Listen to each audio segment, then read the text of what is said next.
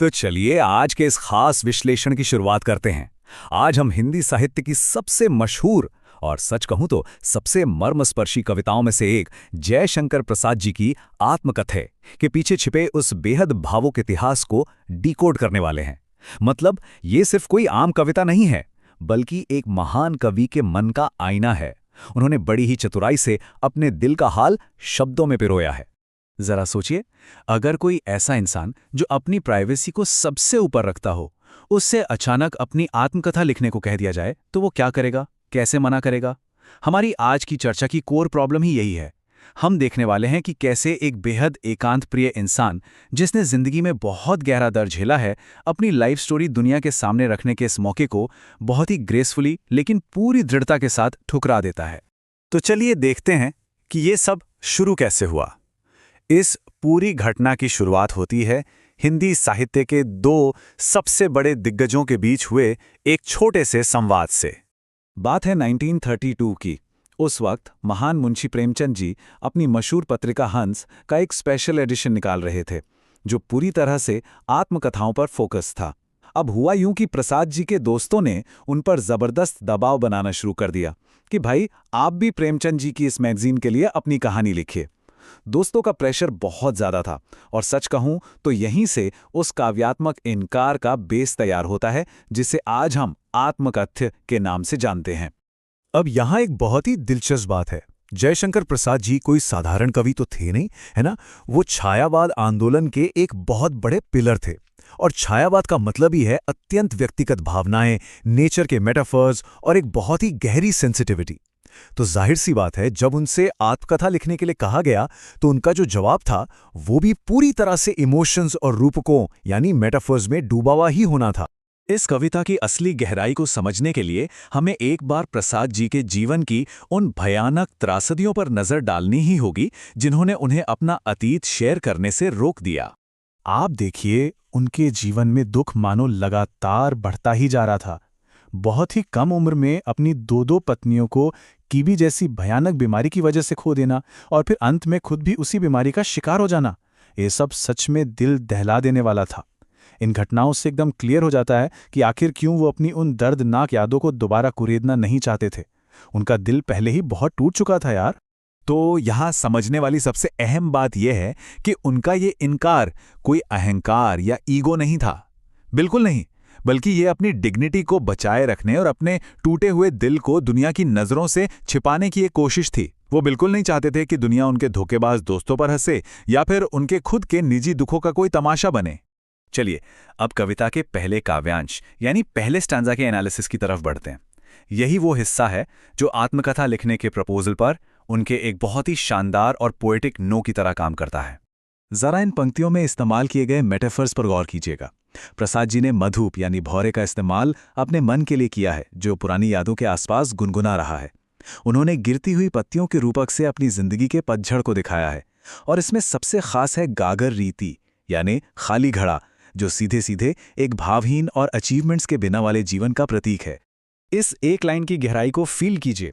कभी अपने दोस्तों से सीधे सवाल कर रहे हैं कि क्या मेरे इस खालीपन को देखकर, मेरे इस एकदम सादे और दुखों से भरे जीवन को जानकर तुम्हें कोई खुशी मिलेगी? खाली घड़े का ये रूपक हमें बताता है कि उनका जीवन उन बड़ी खुशियों या महान उपलब्धियों से एकदम खाली रहा है, जिनकी लोग अक्सर किसी बड़ी आत्मकथा में उम्मीद करते हैं। अब इस पॉइंट पर जरा सोचिए, समाज की उम्मीदों और एक महान कवि की जमीनी सच्चाई के बीच कितना भारी अंतर है। लोग अक्सर एक फेमस इंसान से किसी बहुत ही रोमांचक हीरो वाली कहानी की उम्मीद करते हैं, लेकिन प्रसाद जी खुद को कितनी विनम्रता से देखते थे। उनकी अपनी नज़र में तो उनका जीवन बस एक खाली घड़े जैसा ही था। और ये कहानी दूसरे काव्यांश में जाकर और भी गहरी हो जाती है।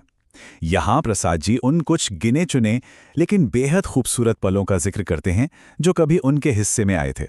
इस स्टैंजा की जो इमोशनल डेप्थ है ना, वो कुछ खास शब्दों में छिपी है। यहाँ विडंबना उनके दुर्भाग्य को दिखाती है, प्रवंचना का मतलब है दुनिया का धोखा, और आलिंगन यानी वो सुख जिसे वो बस गले लगाना ही चाहते थे। और ये पंक्तियां बहुत ही शानदार ढंग से उनकी जवानी के उस भयानक दर्द को सामने लाती हैं जब उन्होंने अपनी पत्नियों को खो दिया था। वो अपनी खुशी की तुलना एक ऐसे सपने से करते हैं जो आंख खुलते ही टूट गया। मतलब वो सुख जो उनकी बाहों में आते आते उन्हें धोखा देकर कहीं दूर भाग गया। सच में ये पंक्तियां पढ़ने वाले को अंदर तक झकझोर देती हैं।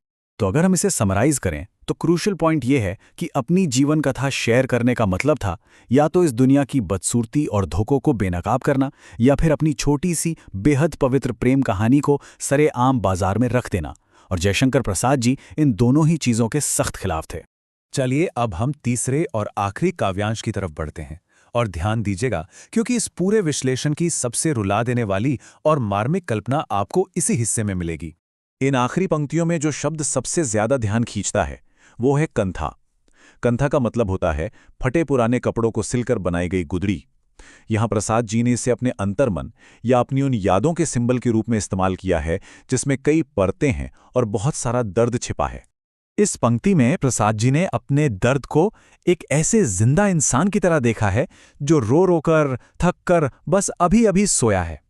वो बहुत ही मार्मिक तरीके से कहते हैं कि मेरे इस सोए हुए दर्द को जगाओ मत, मैंने बड़ी मुश्किल से इसे सुलाया है यार, अब इसे दोबारा कुरेद कर मुझे और मत तड़पाओ। अब इस पूरे प्रसंग की सबसे खूबसूरत आयरनी या विडंबना देखिए। वो दुनिया को ये बताने के लिए कि वे आत्मकथा क्यों नहीं लिख सकते, एक पूरी कविता लिख डालते हैं, और अनजाने में ही सही वो कविता उनके सेल्फ एक्सप्रेशन की सबसे महान रचनाओं में से एक बन जाती है। सच में यही तो एक सच्चे जीनस की पहचान होती है। आइए अब अपने फाइनल टेकअवे की ओर बढ़ते हैं और देखते हैं कि प्रसाद जी की वो ऐतिहासिक हिचकिचाहट आज के इस मॉडर्न टाइम में हमारे लिए कैसे रेलेवेंट है। और ये स्लाइड बहुत ही शानदार ढंग से 1930 के दशक और आज की हमारी इस मॉडर्न दुनिया के बीच प्राइवेसी को लेकर आए एक बहुत बड़े कल्चरल शिफ्ट को दिखाती है। जहां प्रसाद जी का एरा मौन और विनम्रता का था, वहीं आज का युग तो हर छोटी बड़ी बात को, यहां तक कि अपने पर्सनल दुखों को भी सोशल मीडिया पर भुनाने और उनका शो ऑफ करने का युग बन गया है ना? हम अपनी इस चर्चा का अंत इसी थॉट प्रोवोकिंग सवाल के साथ करेंगे। जरा सोचिए, एक ऐसी दुनिया जो लगातार हमसे हमारी जिंदगी का हर पल ब्रॉडकास्ट करने की डिमांड करती है, क्या उसमें हमारे मौन दुखों को शांति से सोने देने में कोई बहुत बड़ी ताकत नहीं छिपी है? जयशंकर प्रसाद जी की ये कालजयी कविता हमें ये सोचने पर मजबूर कर देती है कि कभी-कभी ना कहने में और अपनी सबसे कीमती यादों को सिर्फ अपने तक समेट कर रखने में ही असली महानता होती है। ये सिर्फ एक साहित्य का पीस नहीं है, बल्कि जिंदगी जीने का एक पूरा नजरिया है। तो इस सफर में हमारे साथ जुड़ने के लिए आपका बहुत बहुत शुक्रिया।